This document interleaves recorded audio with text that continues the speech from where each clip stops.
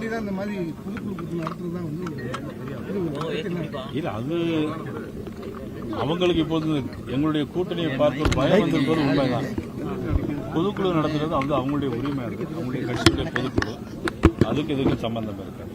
Sir, மோடிக்கும் பயப்பட மாட்டேன், ஈடிக்கும் பயப்பட மாட்டேன்னு சொல்லி உதயநிதி ஸ்டாலின் தொடர்ந்து பேசிட்டு வர்றாரு. நான் அதான் இப்போ சொன்னேன்,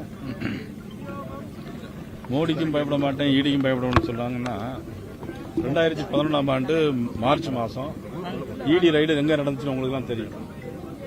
அப்ப காங்கிரஸ் ஆட்சி நடந்துச்சு, அதுல கூட்டணி இருந்தாங்க. ஆனா மேல இடி ரைடு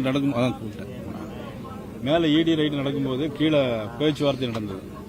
அன்னையிலிருந்து அன்னைக்கு அநேகமா உதயநிதி ஸ்டாலின் மதிப்புக்குரிய துணை முதலமைச்சர் அவர்கள் கொஞ்சம் சின்ன வயசுல இருந்திருப்பாருன்னு நினைக்கிறேன். அதனால அந்த வயசுல இருந்து பயம், இன்னைக்கு அவர் ஈடிக்கு அந்த பயம் இன்னும் வரை இருக்கு.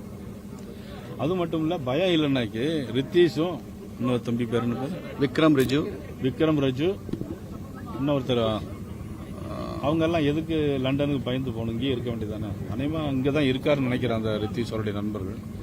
அவருடைய நண்பர்கள் அவர் கூட கூட்டிட்டு அலையலாம்ல, பயம் இல்லைல்ல. அப்ப அவங்கள நண்பர்களை எதுக்கு விலைக்கு வைப்பானே, லண்டனுக்கெல்லாம் போய் ஒழிச்சு போட சொல்லுவானே.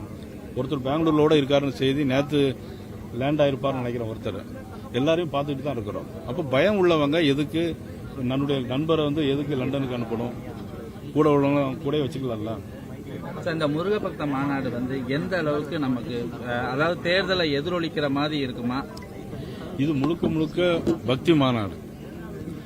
இது ஏற்கனவே அரசாங்கம் மதிப்புக்குரிய அறநிலைத்துறை அமைச்சர் சேகர்பாபு அவர்கள் ஏற்கனவே நடத்தினாங்க. அது வேறு. அதை விட இது சிறந்த மக்களுக்கு பயனுள்ள ஒரு பக்தி மாநாடு அமையும். சார், முன்னால் இருந்த உங்களை போல உள்ள மாநில தலைவர்கள் ஒருத்தர் வேல் எடுத்து பயணம் செஞ்சாரு, அடுத்து என் மக்கள் என் மண் சொல்லிட்டு பயணம் செஞ்சாங்க. இதே உங்க நயனா நாகேந்திரன் சாருடைய பயணம் என்ன மாதிரியான ஒரு? என்னுடைய பயணம் நான் ஏற்கனவே இப்ப சொல்லியிருக்கேன். அவர் வேல் யாத்திரை நடத்தினாரு. மதிப்புக்குரிய எங்களது அன்பு தம்பி அண்ணாமலை அவர்கள் நடைபயண யாத்திரை நடத்தினாங்க. என்னுடைய யாத்திரை என்பது சட்டமன்றத்தை நோக்கி, இப்படி எல்லா சட்டமன்ற உறுப்பினர்லாம் கூட்டிட்டு அங்க சட்டமன்றத்துக்கு யாத்திரையா போறதுதான் எங்களுடைய யாத்திரை.